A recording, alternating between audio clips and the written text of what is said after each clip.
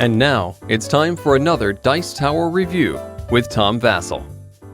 Hey folks, comic books have ridiculous stories in them, and really, sometimes you could throw a mishmash of things in to get a comic book, and that's kind of the idea here behind the party game Comics, or Comics, however you pronounce it.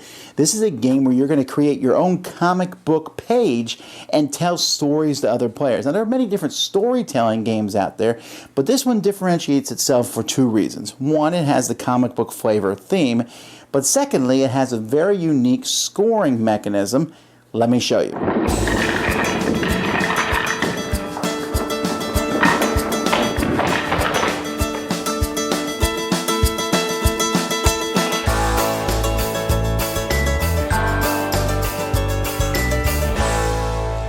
The first thing you're going to do at the beginning of a game is decide on whether you're playing a regular game or an advanced game. An advanced game has a 9-panel comics, and the regular game has 6 panels. You're also going to decide how many people are playing. You're going to see if you're going to be in teams or by yourself. If you're, like, for example, if you're playing the maximum players of 10 people per playing the game, then you'd play in 5 teams of 2. So each teammate would take 5 tokens of one of the colors of the sheet. That's the character that you are. Or actually, you'll take enough tokens basically based on the number of other teams that are in the game.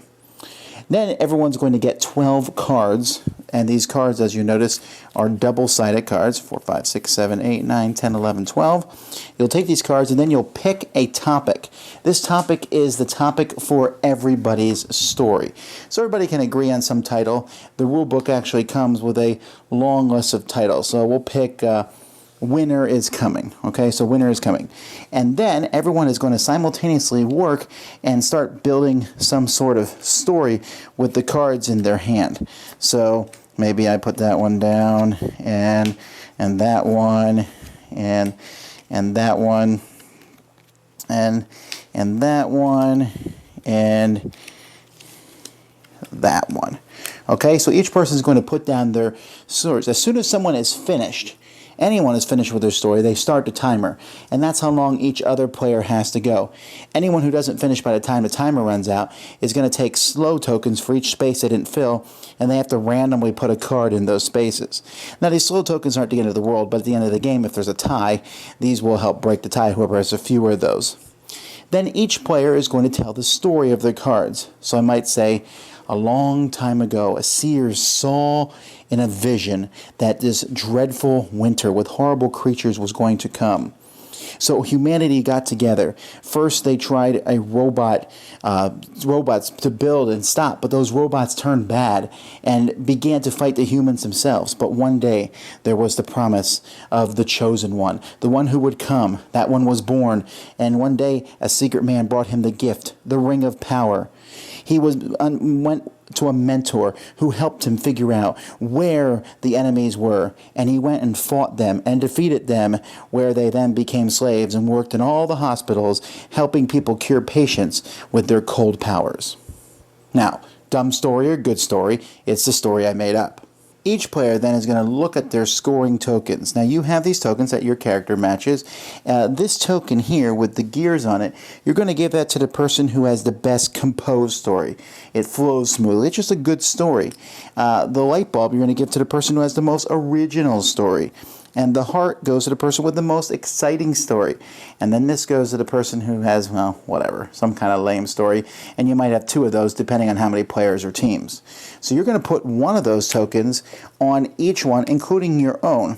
Now, many people, you can't, if you have a teammate, you can't, coordinate with them what goes where. So you're putting one on each story. Everyone will flip them up. So here I got a blah. Here I got here's another blah. Here I got 3 votes for the best composed story. Well, thank you, random people. Here's 2 for the most innovative. Here's 1 for the most exciting. A blank. So let's pretend that someone else beat me out for innovative and someone else beat me out for exciting.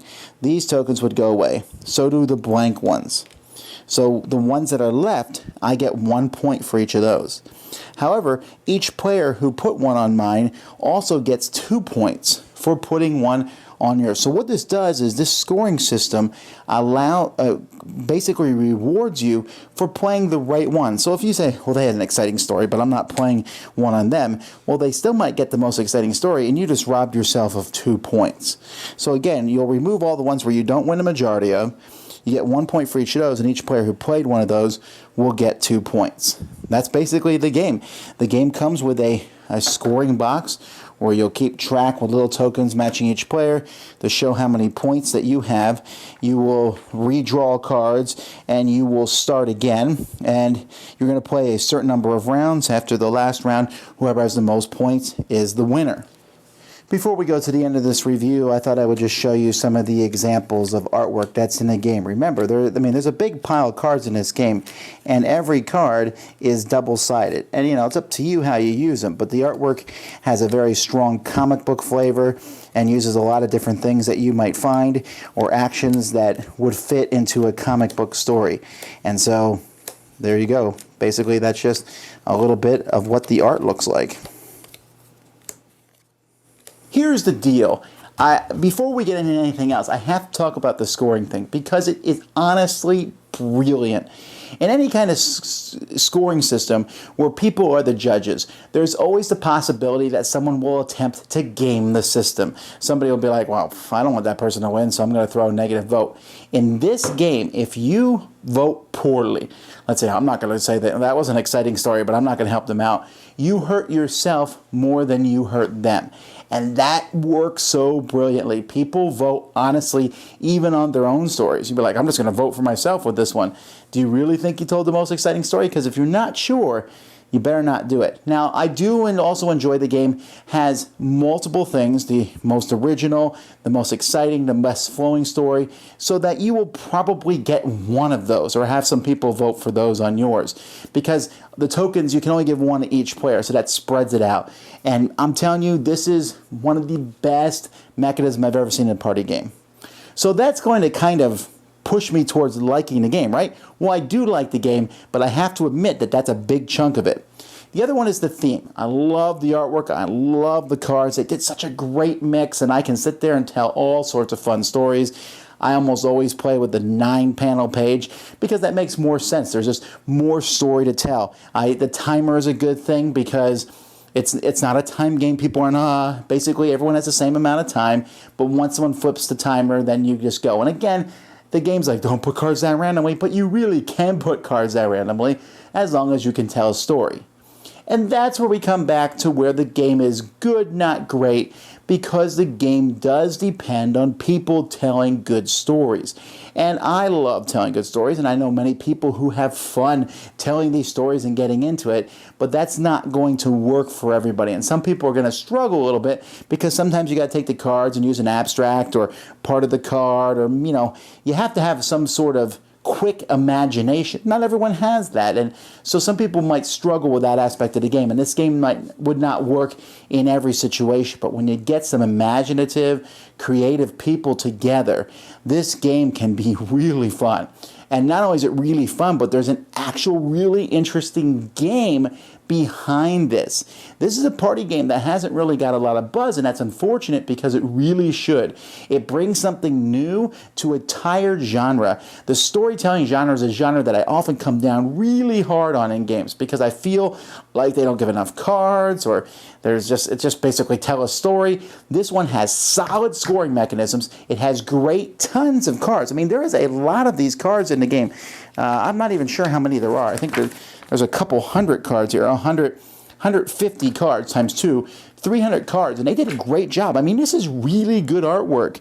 And so and then couple that with the teams where there's 2 people and you're kind of working together and hoping that the other person agrees with you and things. It's a solid game. So check this one out. Comics is just a very nice breath of fresh air in a genre that was getting tired. Dice Tower Judgment, approved.